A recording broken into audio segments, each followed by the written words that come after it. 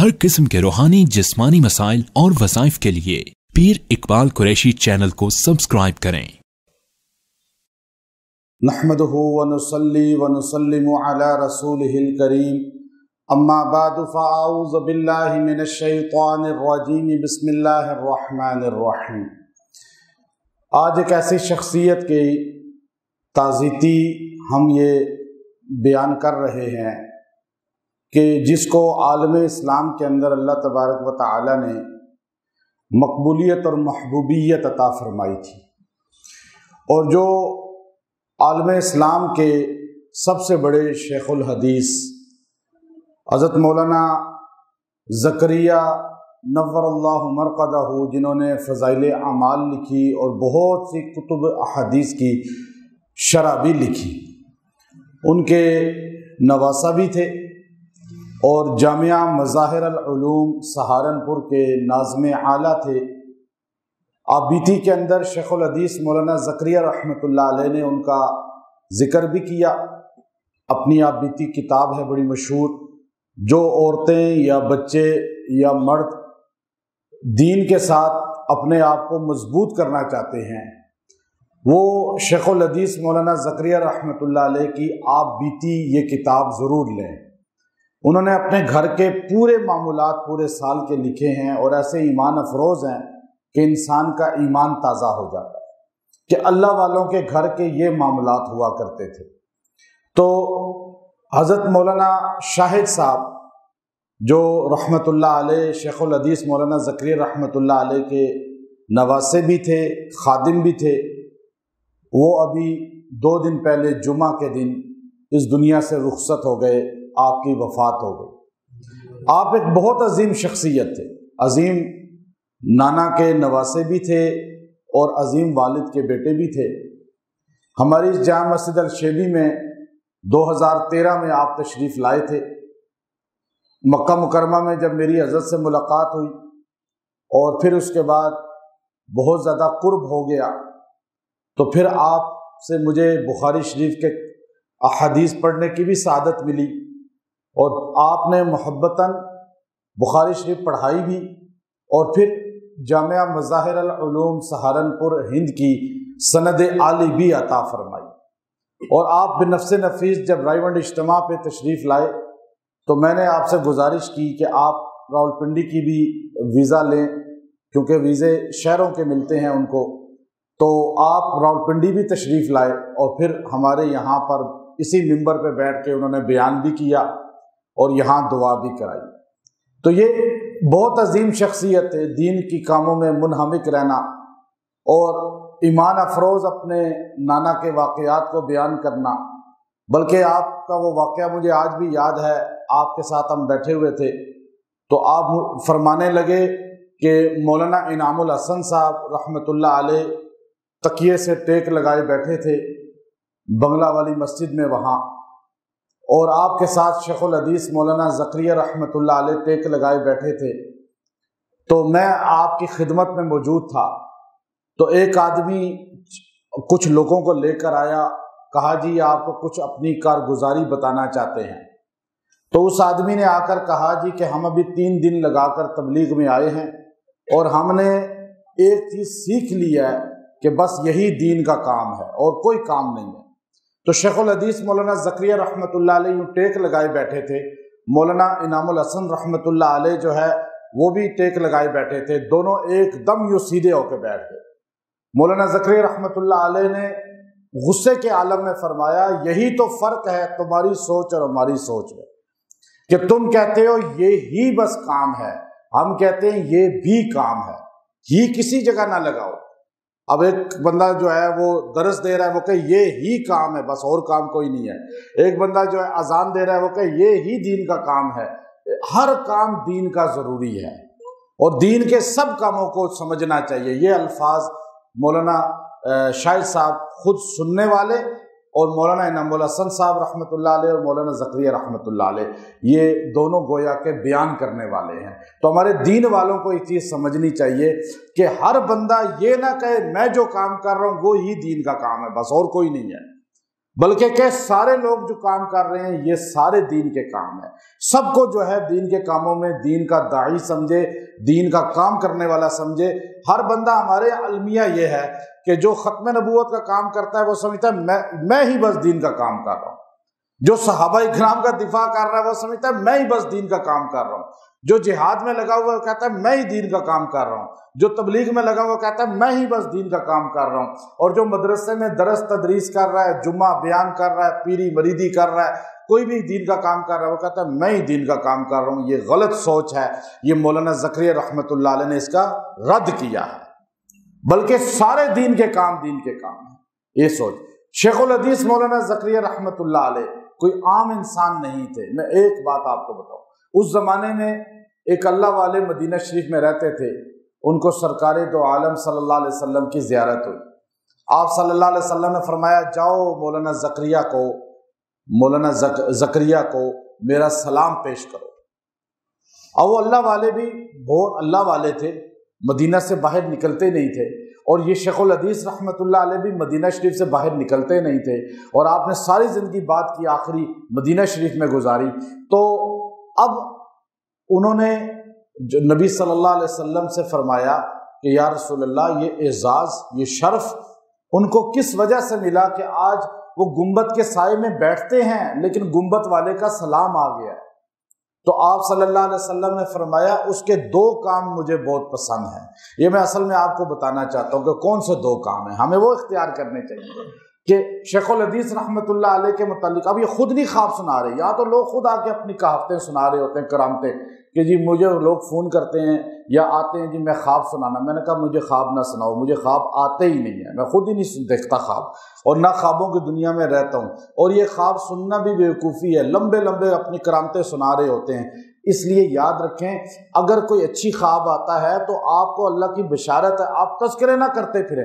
اب یہ شیخ الحدیث رحمۃ اللہ علیہ کو کتنی بار اللہ کے رسول صلی اللہ علیہ وسلم کی زیارت ہوئی، کبھی اپنے منہ سے خواب نہیں سنایا. لیکن دوسرا آ کے سنا رہا ہے کہ میں نے نبی صلی اللہ علیہ وسلم کو دیکھا کہ آپ کے متعلق یوں کہہ رہا ہے. یہ ایک بشارت ہوتی ہے، بڑی بشارت. اپنے خوابوں کو خود بیان کرنا مجمع میں لوگوں کے سامنے، یہ کوئی جو ہے ولایت نہیں ہے. تو کہا یا رسول اللہ، دو کام کون سے ہیں جن کی وجہ سے یہ شرف ملا؟ فرمایا ایک تو وہ جمعے کے بعد عصر تک مسجد میں بیٹھ کے مجھ پہ درود پڑھتا ہے. اور ہمارا کیا حال ہے؟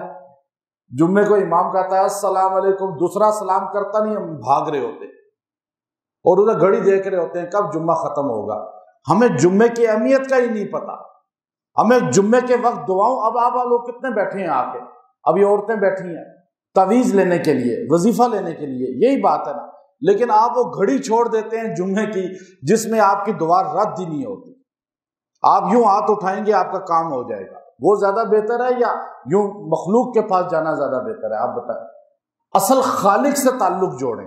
فرمایا یہ جمعہ کے دن عصر تک مسجد سے باہر نہیں نکلتا، مجھ پہ درود پڑتا ہے. اور اس لیے اہتمام کیا کریں اس وقت کا. اور دوسرا فرمایا انہوں نے فضائل درود شریف لکھ کر امت کو میرے ساتھ جوڑ دیا ہے. فضائل درود شریف آپ کی کتاب ہے اور لاکھوں لوگ اس کو پڑھ کے درود شریف پہ آئے اور کروڑوں لوگ درود شریف پڑھ رہے ہیں. آپ کی کتب کو اللہ نے یہ شرف دیا ہے کہ آپ کی بہت سی کتب ہیں، بہت. ابو داؤد شریف کی شرح بھی آپ نے لکھی ہے، لیکن جو فضائل اعمال ہے وہ دنیا میں بہت مقبول ہوئی ہے. اس وقت اگر کہا جائے قرآن پاک کے بعد سب سے زیادہ پڑھی جانے والی کتاب کس کی ہے تو آپ کی کتب ہے.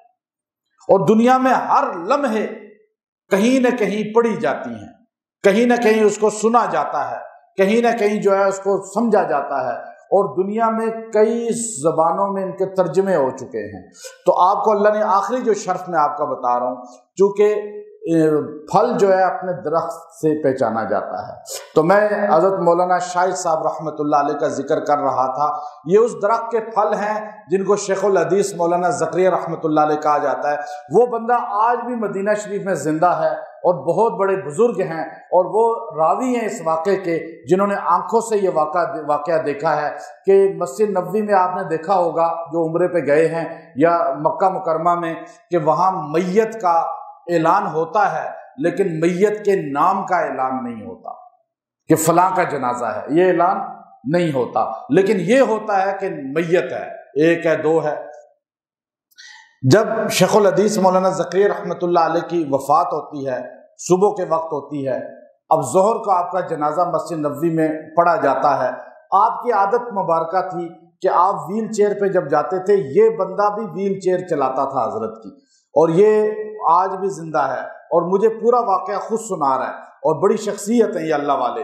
اور کہنے لگے میں ویل چیئر لے کے یوں جاتا تھا، مدینہ یونیورسٹی میں پڑھتا تھا، اور جو ہے ہم ویل چیئر اکثر حضرت کی لے لیتے تھے، اور یوں آپ کی عادت تھی کہ نماز پڑھ کے روضہ رسول کی جالیاں جو ہیں جہاں آپ اور ہم سلام پیش کرتے ہیں، یہاں آپ وہ سلام نہیں پڑھتے تھے، آپ کہتے تھے کہ یہ نبی علیہ السلام کا چہرہ مبارک کے سامنے ہے جالی، اور میں حضور کے چہرے کے سامنے کھڑے ہونے کی حیثیت نہیں رکھتا، میرے اعمال ہی ایسے نہیں ہے کہ میں حضور کے سامنے کھڑا ہوں، تو میں حضور کے قدموں کی طرف جا کے سلام پڑھوں گا۔ ہمارے جتنے اللہ والے ہیں وہ آپ دیکھیں چھتریوں والا جو سین ہے، جہاں چھتریاں ہیں اس طرف بیٹھے رہتے ہیں، کیونکہ وہ قدمین کی طرف ہے، وہ پیروں کی طرف ہے، تو کہتے ہیں ہم وہ یوں ویل چیئر لے کے جاتے تھے، ہم باب جبرائیل سے اندر داخل ہوتے اور نبی صلی اللہ علیہ وسلم کے قدموں میں جا کے ویل چیئر کھڑی ان کی کر دیتے، تو یوں وہ درود و سلام پڑھتے رہتے تھے۔ کہتے ہیں جب بھی کہا حضرت آپ یہاں کیوں نہیں پڑھتے، یہی جملہ کہتے کہ میں اپنے اعمال نہیں پاتا کہ میں نبی صلی اللہ علیہ وسلم کے چہرے کے سامنے کھڑا ہوں۔ اور آج ہم دیکھیں، آج ہمارے اعمال دیکھیں، وہ بندہ جس نے ساری زندگی حدیث پہ محنت کی ہے، 6 براعظم کا شیخ الحدیث ہے، پوری دنیا کے اندر جس کی کتاب پڑھی جاتی ہیں، جن کی کتب پڑھی جاتی ہیں، عرب جن کو اپنا استاد مانتے ہیں، بڑے بڑے عرب ان سے پڑھنے کے لیے مدینہ شریف میں آتے تھے، اور آپ کی جب وفات ہوتی ہے تو مدینہ میں اعلان ہوتا ہے، مسجد نبوی میں اعلان ہوتا ہے ظہر کی نماز میں کہ شیخ الحدیث مولانا زکریا کا نماز جنازہ ہے، نام کا اعلان ہوتا ہے، اور اعلان کرنے والا شیخ عبد الرحمن الخزیفی جو آج مسجد نبوی کے امام ہیں وہ اعلان کرتے ہیں، اور نماز جنازہ وہ پڑھاتے ہیں، اور بہت بڑی تعداد جمع غفیر آپ کا نماز جنازہ پڑھتا ہے۔ اور اس وقت نماز جنازہ جب ہوتی تھی تو ڈیڈ باڈی اندر مصلی کے پاس رکھی جاتی تھی سامنے، اور یہ جو سلام پڑھنے والا رستہ ہے یہاں سے وہ گزار کے باہر دروازے سے نکلتی تھی باب البقی سے، تو اب وہ ڈیڈ باڈی کو یہاں سے اٹھایا گیا، اب وہ اٹھا کر ازدحام اتنا تھا، ہر بندہ کندھا دینا چاہتا تھا، حالانکہ ان کے لوگ ہوتے ہیں اٹھانے والے، لیکن یہاں لوگ کندھا دینے کے لیے آگے بڑھ رہے تھے، اتنا رش ہو گیا کہ آپ دیکھیں آج بھی کئی بار سلام پڑھنے کے لیے اتنا رش ہو جاتا ہے کہ وہ رک جاتے ہیں لوگ، اب وہاں بھی رش ہو گیا اور لوگ رک گئے، لیکن رش ایسے ہوا کہ چلتے چلتے چلتے جب روضہ رسول صلی اللہ علیہ وسلم کی جالیوں کے سامنے آپ کی ڈیڈ باڈی جاتی ہے، میت جاتی ہے، تابوت جاتا ہے، وہاں جا کے ایک دم رش کی وجہ سے مجمع رک جاتا ہے، اور وہاں کئی دیر تک تقریباً 1 گھنٹہ وہاں مجمع رکا رہتا ہے، گویا کہ اللہ کے رسول صلی اللہ علیہ وسلم کے چہرے کے سامنے زندگی میں آپ اس لیے کھڑے ہو کر سلام نہیں پڑھتے تھے کہ میرے اعمال ایسے نہیں ہیں، لیکن جب آپ دنیا سے چلے گئے اللہ نے حضور کے چہرے کے سامنے کھڑا کر کے بتا دیا کہ ان کے اعمال ایسے تھے کہ نبی کے سامنے عزت کے ساتھ کھڑے ہو سکتے۔ اب وہاں پہ اس کے بعد ان کو قبرستان سامنے بقی میں لے گئے، اور وہاں کبھی امام مسجد نبوی یا کعبہ جنازے کے ساتھ نہیں جاتے، لیکن آپ کے جنازے کے ساتھ خزیفی صاحب خود گئے، اور آپ کے جنازے کے ساتھ بڑے بڑے اللہ والے مدینے کے گئے، عرب و عجم والے سارے گئے، اور خزیفی صاحب قبر میں اتارنے تک کھڑے رہے اور بڑے افسردہ کھڑے تھے۔ جب یہ جو راوی ہیں انہوں نے کہا میں قریب ہو گیا، میں پڑھتا تھا مدینہ یونیورسٹی میں، تو خزیفی صاحب ہمارے استاد تھے مدینہ یونیورسٹی میں، تو میں قریب ہوا تو اس وقت آپ نے فرمایا کہ آج علم کا ایک بہت بڑا دروازہ بند ہو گیا۔ تو یہ مقام اللہ نے آپ کو عطا فرمایا تھا۔ یہ فضائل اعمال کوئی عام کتاب نہیں ہے، لوگ اس کو سمجھتے ہیں جی دیکھو جی کوئی حدیث نہیں پڑھ رہے، قرآن نہیں پڑھ رہے، یہ حدیث ضعیف کی کتابیں پڑھ رہے ہیں۔ جو بندہ یہ کتاب لکھنے والا ہے، مولانا جمشید صاحب رحمۃ اللہ علیہ کی خدمت میں رائے گڑھ میں گیا 1995 میں، تو میں نے کہا جی ایک بندہ اعتراض کر رہا ہے کہ یہ ضعیف کتاب ہے، ضعیف حدیثیں ہیں، تو حضرت یوں بیٹھے ہوئے تھے، تو آپ نے یوں پیچھے ٹیک لگائی ہوئی تھی، اوپر چھت پہ کمرہ تھا، تو ٹانگ یوں لمبی کر دی، تو میں نے ٹانگ دبانی شروع کر دی، پھر یہ ٹانگ لمبی کر دی، پھر ٹانگ دبانی شروع کر دی، میں دباتا رہا بہت دیر تک۔ جب پھر حضرت نے پوچھا بولو کیا بات تھی، میں نے پھر وہی جملہ کہا کہ ایک بندے نے کہا جی یہ ضعیف، تو آپ غصے کے ساتھ یوں بیٹھ گئے۔ فرمایا اس بندے کو صرف اتنا کہہ دو کہ فضائل اعمال لکھنے والا کوئی عام آدمی نہیں تھا، وہ سہارنپور کا شیخ الحدیث تھا۔ پورے انڈیا پاکستان میں، پورے بر صغیر میں، پوری دنیا میں اس وقت اس سے بڑا شیخ الحدیث کوئی نہیں تھا۔ وہ خالی شیخ الحدیث نہیں تھا، اس کا باپ بھی شیخ الحدیث تھا، اس کا دادا بھی شیخ الحدیث تھا، اور اس کا بیٹا بھی شیخ الحدیث ہے۔ اب یہ کوئی عام بندے تھے، کوئی عام انسان ہے؟ تو اس لیے یاد رکھیں کہ اللہ رب العزت مولانا شاہد صاحب رحمۃ اللہ علیہ کی مغفرت فرمائے، وہ اس درخت کے پھلوں میں سے تھے اور وہ بڑے لوگوں میں سے تھے۔ اللہ تعالیٰ ان کے بیٹوں کو، مولانا صالح صاحب اور دیگر میرے ساتھ تعلق میں رہتے ہیں، اللہ ان کو صبر جمیل عطا فرمائے۔ جامعہ مظاہر العلوم اور وہاں کے اساتذہ، وہاں کے طلباء اور ان سے جتنے بھی منسلک پوری دنیا میں لوگ ہیں، اللہ ان کو صبر عطا فرمائے۔ وآخر دعوانا ان الحمد للہ رب العالمین۔